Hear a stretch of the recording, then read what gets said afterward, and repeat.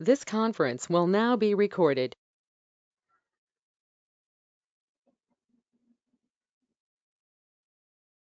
Okay, good afternoon.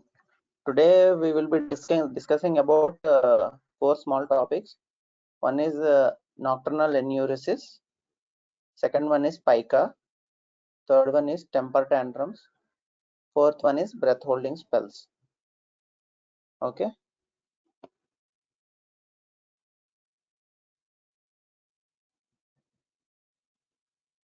Enuresis.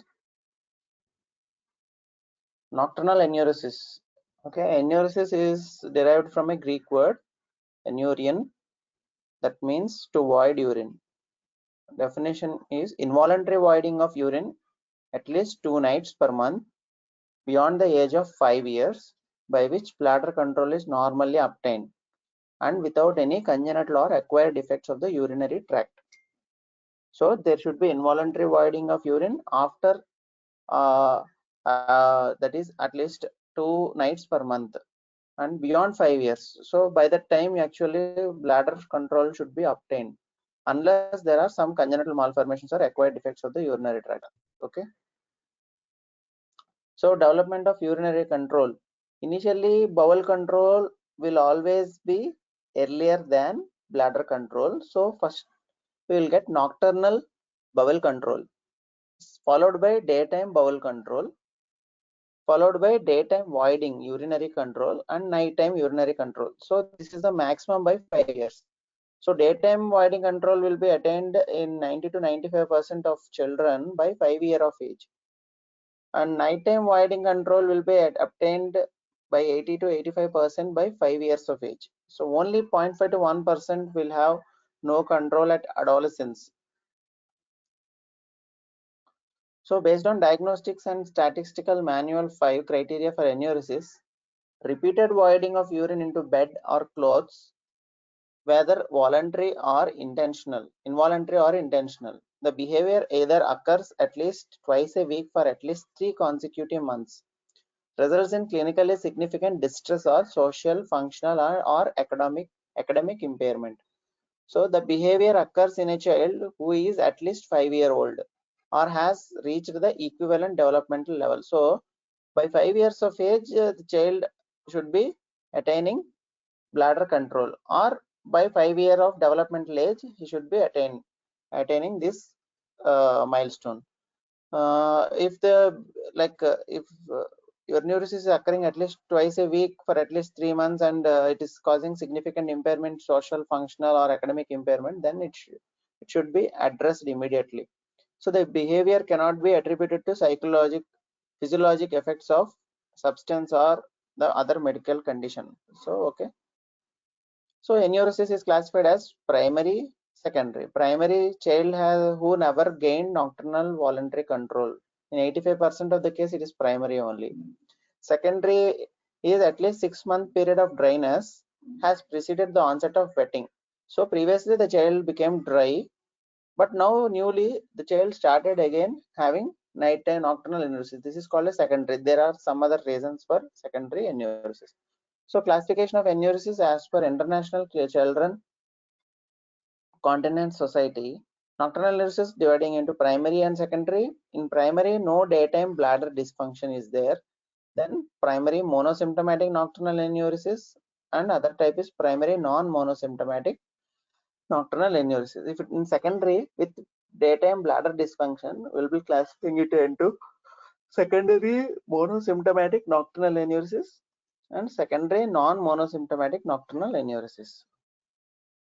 Primary enuresis, main cause is genetics and familial pattern. Risk of enuresis is 7.5 times higher when a father was enuretic than one mother was.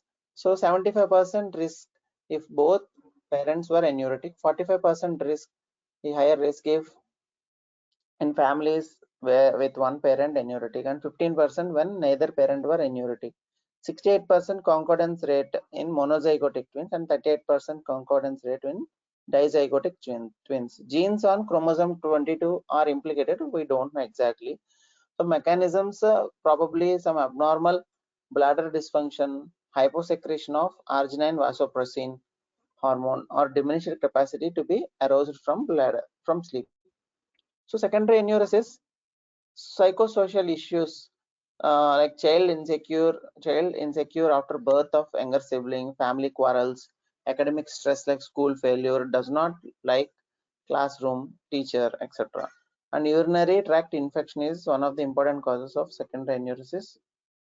Juvenile diabetes mellitus, constipation, neurogenic bladder, sleep disordered breathing, urethral obstruction, major motor seizure, and ectopic ureter. Management of secondary enuresis depends on the cause, but primary enuresis is mainly familial and genetical factors are involved.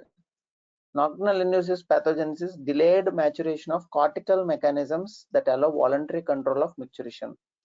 Sleep control, sleep disorder, enuretic children. Enuresis can occur in any stage of sleep. Reduced antidiuretic hormone production at night. Genetic factors chromosome 12 and 13q likely sites of defect. So complete history evaluation involves complete history, development history, and family history. Complete history of a primary or secondary nocturnal enuresis. We should ascertain nocturnal or diurnal. Does encopresis means passes of stools are also associated or not? Uh, Associated urinary tract symptoms like dysuria, polyuria, pollakiuria, hematuria, pyuria is associated or not, we should look into.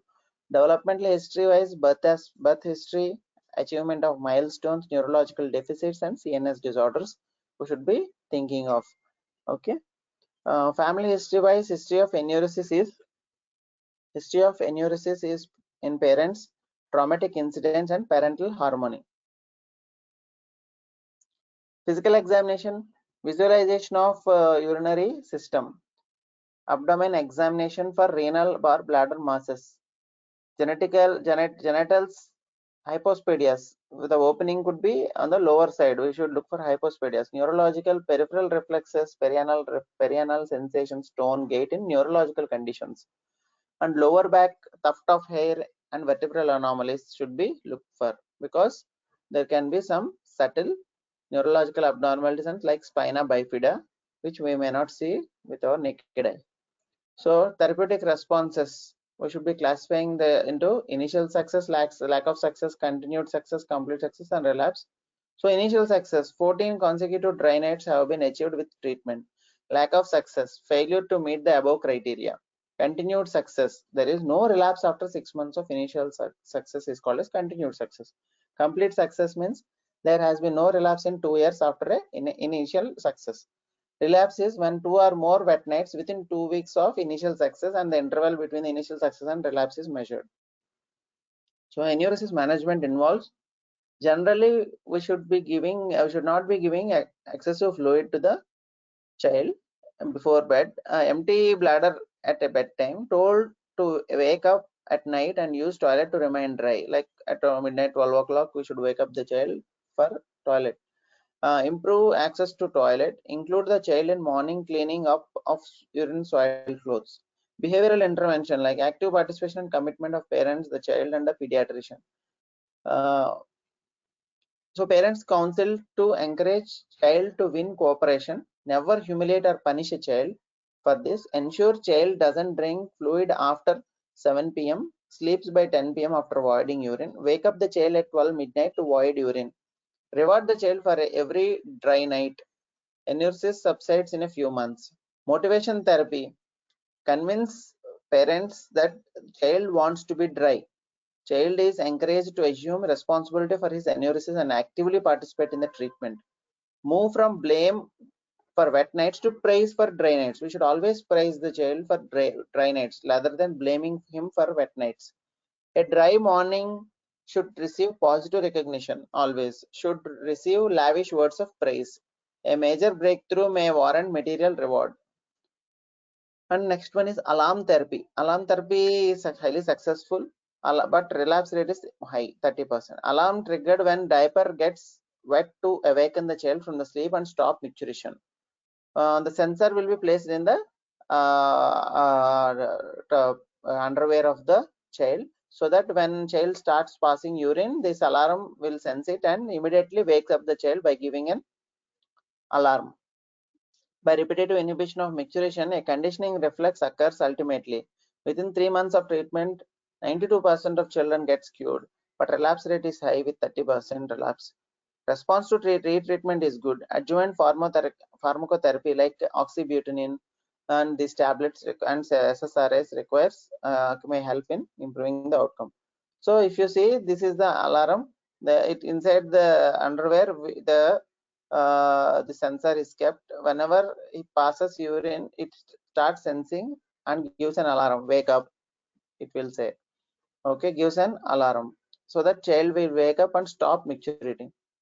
Bladder stretching exercise should be advised. Increase oral fluid, lengthening of period between daytime voiding, holding back urination until the point of incontinence can help increase anatomical and bladder functional capacity. Pharmacotherapy with des-amino 8 arginine vasopressin DDAVP for more than 4-year-old child reduces nocturnal urine output to a volume lower than functional bladder capacity, useful in those who do not manifest diurnal rhythm of vasopressin.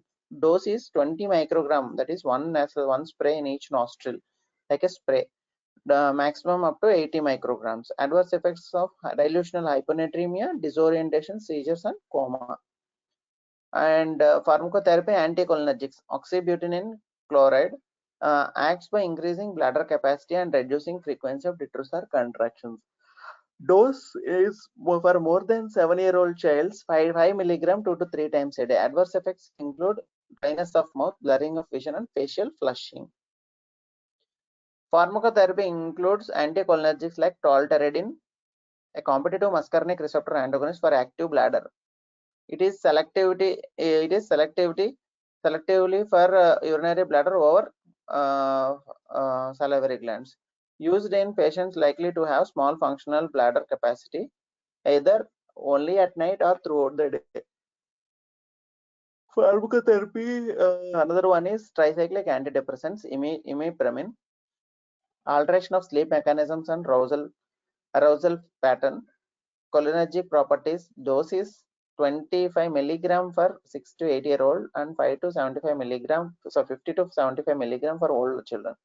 Administered at 6 p.m. daily. Treatment for 3 to 6 months, then tapered off. Antidote for this medication is physostigmine if adverse effects occurs. Adverse effects include anxiety, insomnia, dry mouth, nausea, personality changes, cardiac arrhythmias, hypotension, respiratory complication, convulsions. Concluding, enuresis is basically a symptom and not a disease state. Okay, that to primary enuresis. Intervention is justified for physiological benefit of child and family. Problem of enuresis should be solved with 5P algorithm. That is praise, patience, perseverance, passion, and positive attitude. Okay.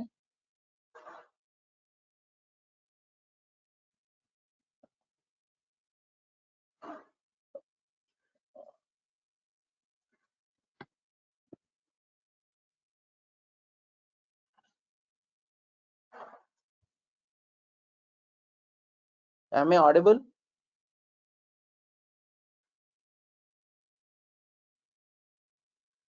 Here. Yes, sir. Okay. Screen is visible. Yes, sir. Okay.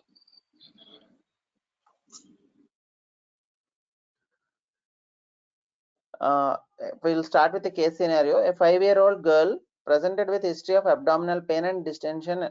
Examination shows long pink and round worms in the stool. Blood count shows eosinophilia. Her mother told she had a habit of eating soil. What is your diagnosis? How will you treat the patient? So this child is having nothing but pica, Ascaris lumbricoid infection due to pica. Okay, this is a parasitic infestation. Treatment include mebendazole 100 milligram twice daily for 3 days, or pyrantel palmate 10 milligram per kg single dose, or albendazole 200 to 400 milligram as a single dose, or piperazine, and counseling is required. So pica involves the persistent eating of non-nutritive substances, example plaster, charcoal, clay, wool, ashes, paint, earth for a period of at least 1 month at an age in which this behavior is developmentally inappropriate. That is, more than 18 to 24 months, the child should not keep all these things in mouth. The eating behavior is inappropriate to the development level. Example, the normal mouthing and tasting of objects in infants and toddlers are not part of culturally sanctioned practice. Pica has been shown to be a predisposing factor in accidental ingestion of poisons, particularly in lead poisoning or hyperkalemia, following ingestion of burnt match heads. In particular, geophagia, soil or clay ingestion has been associated with soil-borne parasitic infestations such as toxoplasmosis and toxocarias. Although firm empirical data supporting any of the nutritional deficiency etiology hypotheses are absent, deficiencies in iron, calcium, zinc, and other nutrients like thiamine, niacin, and vitamin C and D has been associated with pica. So there is no actually confirmed theory that these are causing the problem, but there are many empirical data showing these iron, calcium, zinc, and other nutrients has been associated with pica. So maternal deprivation, paternal separation, parental separation, and paternal neglect, child abuse, and insufficient amount of parent-child interactions has been associated with pica. The ingestion of paint is the most common in children from low socioeconomic families and is associated with lack of parental supervision. Pica may be a serious behavioral problem because it can result in significant medical complication. Malnutrition and hunger may also result in pica. Pica appears to be more common in children with mental retardation, pervasive developmental disorders. Example, Klein-Levin syndrome, schizophrenia. Geophagia, that is eating earth, is associated with pregnancy and not seen as abnormal in some cultures. Children with pica are at increased risk for lead poisoning because they eat paint and all these things, and iron deficiency anemia due to parasitic infestation, anemia, dental injury, and parasitic infections. It usually remits in childhood but can continue into adolescence and adulthood also sometimes. Etiology, numerous etiologies has been proposed but not proven, ranging from psychosocial causes to physical ones. They include nutritional deficiencies like iron, zinc, and calcium, low socioeconomic factors like example lead paint ingestion and child abuse and neglect, family disorganization, psychopathy, learned behavior, underlying biochemical disorders, and culture and family factors. Clinical features include physical findings associated with pica are extremely variable and are relatively related directly to the materials ingested and subsequent medical consequences. So, infections and parasitic infestations are common. Toxocariasis and ascariasis are the commonest soil-borne parasitic infection associated with pica. Okay. So lead poisoning features like vision blindness, parts of visual field defect, hallucinations, and hearing loss. Central nervous system problems like insomnia, loss of appetite, decreased libido, depression, and irritability, cognitive defects, memory loss, headache, and personality changes and delirium. Mouth, unusual taste, slurred speech, blue line along the gum. And usually in children present with neurological problem, okay, irritability, lethargy, ataxia, incoordination, headache, cranial nerve palsies. Okay, seizures also is common. GI symptoms may be evident secondary to mechanical bowel problems, constipation, ulcerations, perforation, and intestinal obstruction caused by trichobezoar formation and ingestion of indigestible materials into intestinal. Constipated bowel. Here, if you see stagnation of fecal mass is seen, and this trichobezoar can be obstructing. This is the shape of the stomach and duodenum. Okay, it can obstruct. Treatment include a combined medical and psychological approach is generally indicated for pica. The complication related to ingested item can require specific treatment, lead toxicity, example lead toxicity, iron deficiency anemia, parasitic infestation. Ingestion of hair can require medical or surgical intervention for a gastric bezoar. Removal of toxic substances from the environment, particularly the lead-based paints, is important. Nutritional education, cultural factors, psychological assessment, and behavior are important in developing an intervention strategy for this disorder. Okay, we will go to the next topic.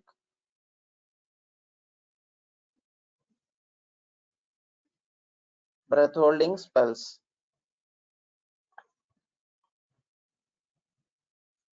So breath holding spell is a psychosomatic disorder seen commonly in children between 6 months to 6 years. The term breath holding spell is actually a misnomer, as these are not self-healing but results from immaturity of the autonomic system. The spells can be either pallid or cyanotic type, commonly seen in developmentally normal child, occurring numerous times a day to one episode a year. Etiology: a positive family history is present in 35% of children with spells, suggesting some genetic association. Studies suggest a maturational delay in myelination of brainstem to have a possible role in etiology. Other studies reported to show altered selenium and antioxidant levels in children with breath holding spell, but none was proved. Pathogenesis: both type of spells result from reflex changes that reduce cerebral blood flow. The first type is the pallid breath holding spell, proposed to be due to parasympathetic system mediated cardiac inhibition leading to bradycardia. The primary mechanism is due to increased vagal tone leading to cerebral hypoperfusion.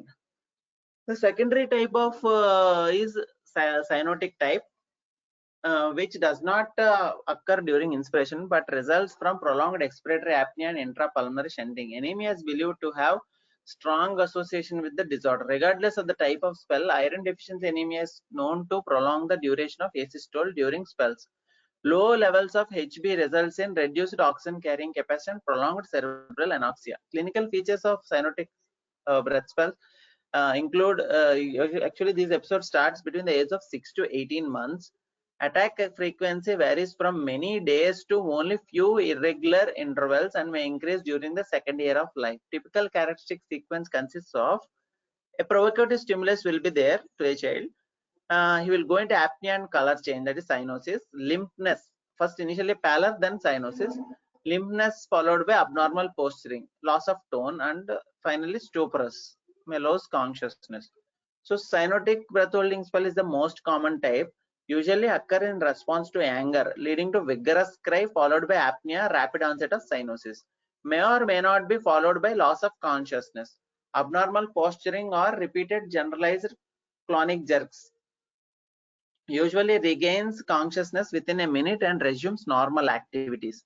Pallid breath holding spells occurs seen in about 25% of children, usually occur in response to fright and pain or an unexpected event. The child may grasp or cry, stop breathing, becomes hypotonic, and loses consciousness. Clonic movements may occur, sometimes associated with prolonged asystole. After regaining consciousness, pallid spells occasionally followed by sleep for several hours. Diagnosis depends only on good and detailed clinical history describing the entire episodes as and when it occurs. It must also include precipitating event like emotional stimuli or trauma. Presence of urinary incontinence, uprolling of eyeballs, deviation of mouth are commonly associated or seen with seizures, especially if not preceded by a cry. Okay, a complete physical examination including growth and development is essential, especially cardiovascular examination for rhythm disturbances. No imaging or specific lab investigation is necessary to make a diagnosis. Management include reassurance to parents regarding the benign nature of breath holding spell is the mainstream of treatment. During the episode, parents are requested to place the child in lateral recumbent position. Like when a child has seizures, we should always keep them in lateral recumbent position as it shortens cerebral anoxia. Iron therapy must be initiated in all children with breath holding spells with or without iron deficiency anemia. According to Cochrane review published in 2010, iron supplementation at 5 mg per kg per day of elemental iron for 16 weeks appears to reduce the frequency and severity of the spells. Atropine, 0.01 milligram per kg twice or thrice a day has been shown to be effective in pallid type of breath holding spells. Use of pyracetam, which is a cognitive enhancer, at 40 milligram per kg per day is proven to be safe and effective in severe breath holding spells. Okay. The last one is the temper tantrums.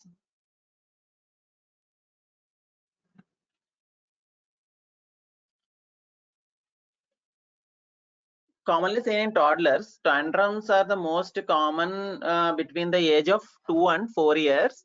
Tantrums are a child's way of showing anger and frustration. If a child doesn't like something, he may show his anger and frustration through this temper tantrums. Why do they happen? They are not. When do they happen? Is that they are not able to do what they want to do. If they are asked to do something where they do not want to do, need to release anger or tension, is overtired, excited, or hungry.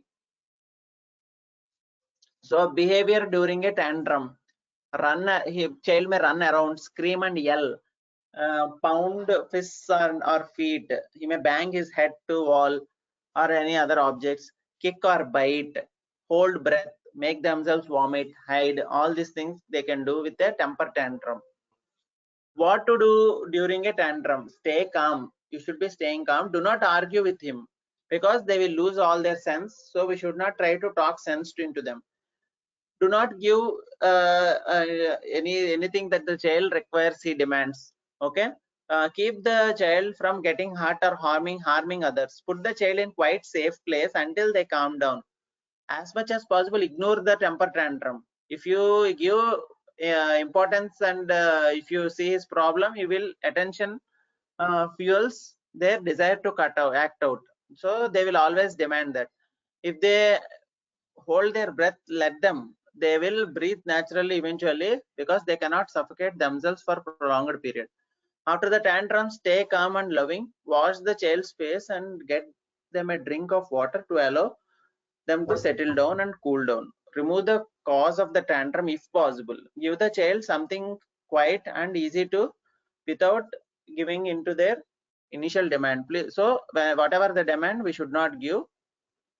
Otherwise, these tantrums will increase if you give whatever they want. Okay.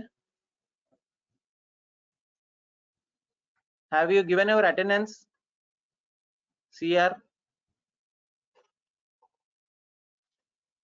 Yes, sir. CR? Chat box లో పెట్టారు. Chat box లో పెట్టారు కదా? Ah. Okay. Okay. Understood? Any doubts in this class? You can ask me. Have you understood regarding enuresis, breath holding spell, temper tantrum, pica? Any doubts? Any of you?